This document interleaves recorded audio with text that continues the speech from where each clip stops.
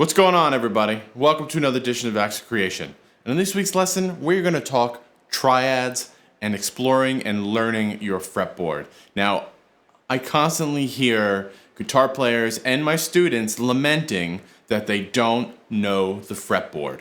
Well, I've always been a big proponent of learning chords to learn your fretboard. It really helps, okay? Now, one way to do that, and one aspect of guitar playing that seems to be lacking in all of our playing, is the understanding and the ability to put to use triads. Okay? So that's what we're going to talk about today, and we're going to talk about a couple of things just so everybody knows what we're going to hit. Okay? So we're going to hit the basic triads and their inversions across the string sets using kind of block chords both vertically and horizontally. Okay? And for those of you who don't know what an inversion is, we'll talk about that too, okay? So then we're also going to talk about applying them to a chord progression for practice, the circle of fifths. We're going to touch on a 12-bar blues, and we'll also talk about some modern voicings, adding in sevenths and ninths, slight alterations to these basic triads to get some really hip modern sounds. All right, so let's jump in. I am in standard tuning. For those of you who want the tabs for all these examples to work on, you can find that down in the description below. Okay, so let's talk about some block chords, for example. All right, if I were to ask you to play a G major chord, you know, most of you would probably go like this. Maybe some of you would know this chord. And maybe that's the extent of some of you. Maybe some of you know this one. This particular bar chord shape. Right? In 10th position, because 10 on the A string is G, right? And then we could also use this chord shape, right? You might have heard this voicing in Under the Bridge, just down here. Okay? It's basically a C shape moved up. But we have to bar so we don't lose those open strings. Okay? So we're going to use those, and I've always found that bar chords are a great way to kind of learn your root notes, especially on the 5th and 6th strings, but it kind of tends to leave the chords lacking on the higher strings. But when I play, for example, this particular chord, if I cut this chord, basically 3 notes at a time, those are all my triads vertically across my string sets, okay? And if I move to this chord and do that, same thing there, and I can do this chord and the same thing there. And when I do that, I get all of the inversions across the string sets horizontally as well. So again, it's nice visual representation. Okay, so I'm going to stop here for a moment because I don't want to assume that everybody watching this knows all of the lingo. All right, maybe some of you don't know what an inversion is. Okay, so basically it takes the order of the notes and switches them around. Same 3 notes in a different order. For example, this is a D major chord, 7, 7, 5 on the 3 high strings. This is in root position, meaning that the root of the chord, in this case D, is on the bottom or the lowest note. Okay? So all inversions do is they take that bottom note, that root note, and now they put it on top of the chord. So when I move from this position to this position, I go from D, F sharp, A, to now F sharp, A, D. Right? They're still going in order, but now the D sits on top. And when I move from this one to this one, same thing. I'm going to take the F sharp now and put it on top, and all the other notes slide down. So now it's A, D, F sharp. Okay? So that's what a chord inversion is. You're playing the same 3 notes in a different order. Okay? Now, back to what we were talking about. We can have this chord, right? Bar chord, it's your E shape if you're fans of the Cage system. I'm not particularly a huge fan of that system, but it's quite useful, right? So this is 3, 5, 5, 4, 3, 3. Nice entry-level bar chord, a nemesis for all beginning guitar players. All right? So I can make this chord major. If I lift up my middle finger, it now becomes minor. And now I can do the same thing for all the other chords and play G minor and get the minor triads.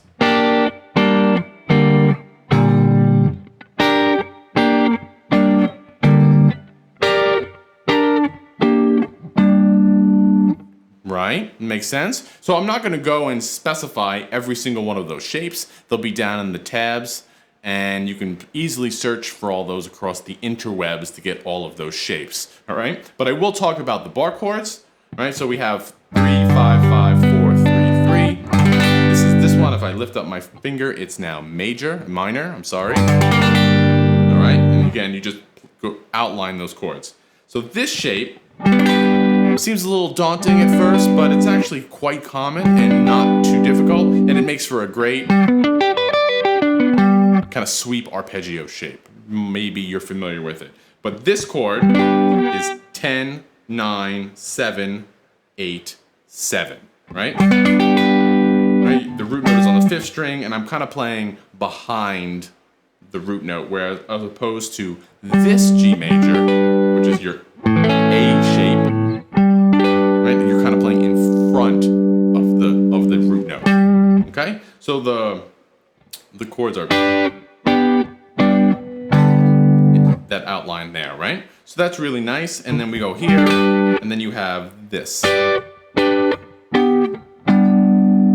Okay, and we can, again, make those major and minor. I personally don't have the great hands to play this chord minor. This is super uncomfortable for me. I rarely play this one as a minor chord, right? But then you have... This one's pretty easy to make minor. I have to take basically the major shape from the 6th string, a string higher. 10, 12, 12, 11, 10, okay? And this is super useful because A, you learn where the root notes are on those strings, and then you also learn where the 3rd is in the chord, and the 3rd is the note that makes it major or minor, okay? And what's great about going through those block chord positions is that on each string set, from every one of those chords, you get the inversions on that string set, which is very, very useful, all right? So do that. For this key happens to be in G major, so those are your G major triads, and I would go through maybe your circle of fifths and just pick a place and spend some time learning those notes, all right? Very, very good, all right? So now let's talk about applying triads to basically a simple chord progression, all right? Here's a well-known, super popular chord progression. We're gonna go D, C, G, D.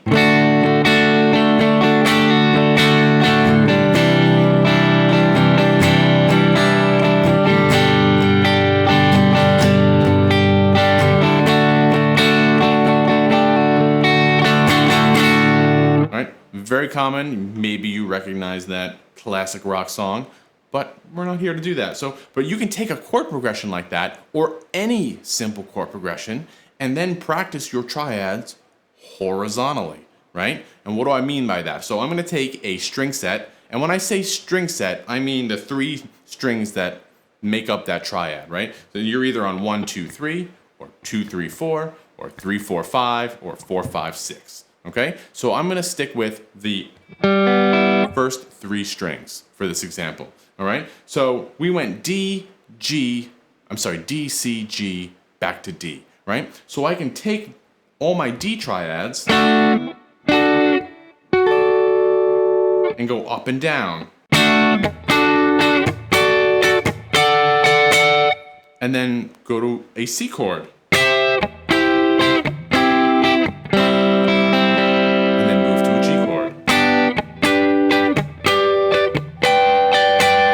D chord.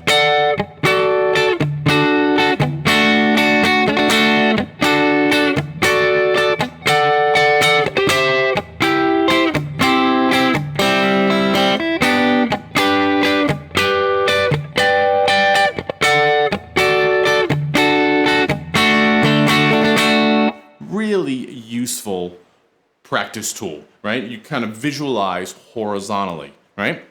Now, on top of that, I can stay in one position, right? And what I mean by one position is stay right here in this general area and find the next nearest chord. And this will happen as you kind of get more familiar where those triads are in that key, right? So I can play D here, and I can either drop down and play C, or I can go up and play C, right?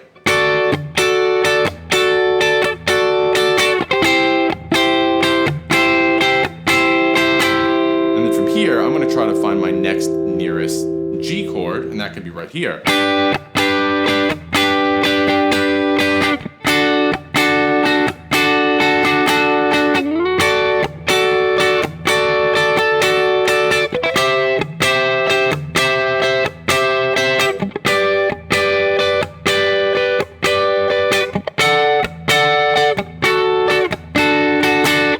Really great to practice things like that, to really expand your vision across the fretboard, okay? So as you're doing this, I would take time, like, all right, and try to understand which triad is in root position or where the root is in that particular chord, because now all of a sudden, so if we're doing G again, and I know that this shape, my G is on the high string, well now I can, over time learn that that third fret on the high string is G.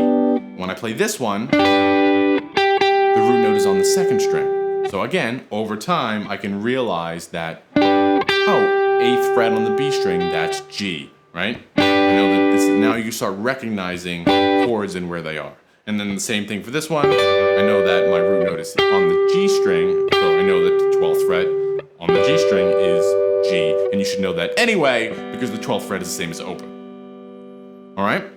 So you can totally Google popular chord progressions, maybe check out a video we talk about a little bit, and there's tons of very simple, popular chord progressions that you can apply this to, right? Island in the Sun by Weezer is E minor, A minor, D, G. And the beginning of the song literally does this technique. Right? So lots of fun with that, okay? Now, you could also practice those chord shapes through the circle of fifths. I'm not gonna get too into that, just a little bonus practice tool, right? Cycle backwards through the circle of fifths, Google it, and find those chords, right? Key of C has no sharps or flats, so I can go C. The next one would be F. Right? The next one would be B flat. And so on. So you can kind of cycle through the circle of fifths that way. Very useful. Okay? Good start so far. Hopefully everybody's still with me. We've talked about basic triad shapes. We've talked about applying them to chord progressions. Now let's talk a little bit about the blues. I'm not a huge blues guy, but it is fun and essential as a guitar player. And one thing I've never really liked doing is comping the blues like.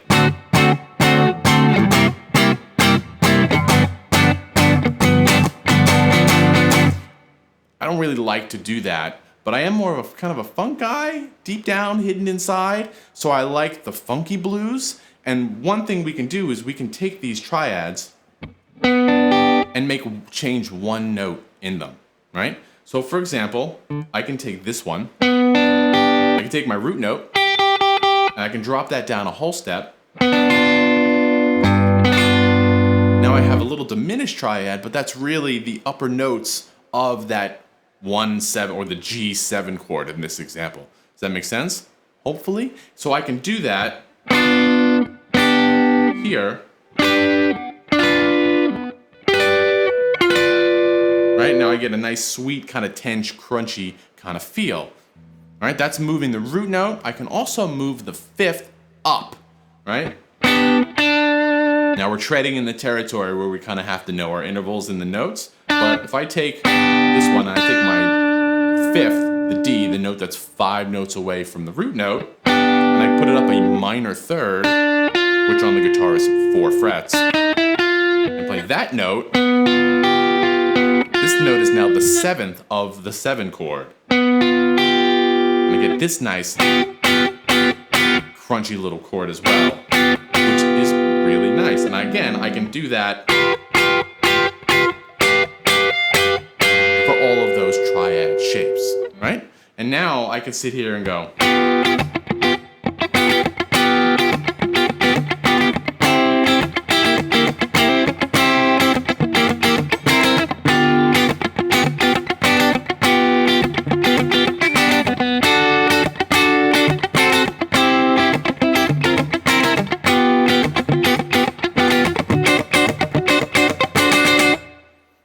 And that's kind of fun to jam on. You can do a lot of cool rhythmic, funky stuff with that and play nice, crunchy, diminished and seventh or triads, right? Really nice to put over a very basic, comping rhythm or straightforward blues progression background. Lots of fun. Cool. So the last thing I want to talk about is expanding on kind of that idea and talk about some modern kind of voicings, right? If you're a fan of this channel, I've talked about in the past how I am a fan of shell voicings, right? Great way to kind of get out of power chords or make some nice smaller type chords that you can play with. And really what that is say we have a 7 chord, a C major 7 chord, right? I can take away the 5th and just play the root, the 3rd, and the 7th, and I get chords like this.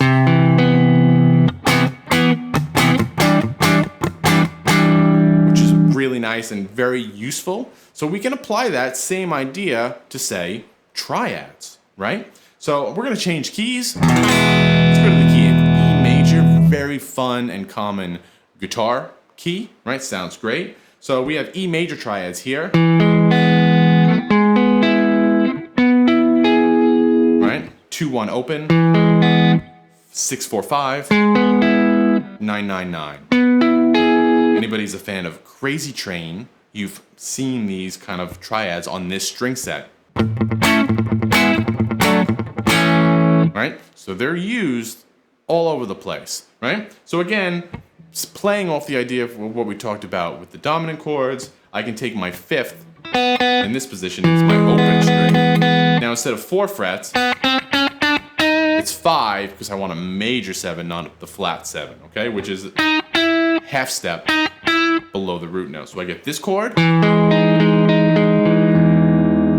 really nice sounding, okay? Let's go to the next one.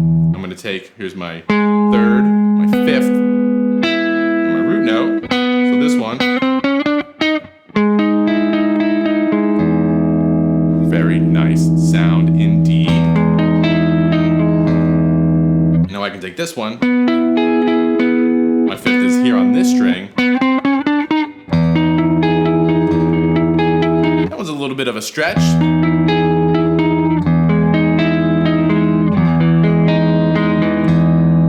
Really nice introduction to that. I might save that we'll do a whole another video on it because those are super nice and modern sounding. And we can really expand on those and adding in the 9th to that and making a slight alteration. Or taking out the root and putting the 5th in with the 7th.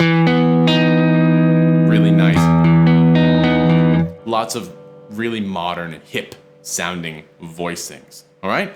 So there you go.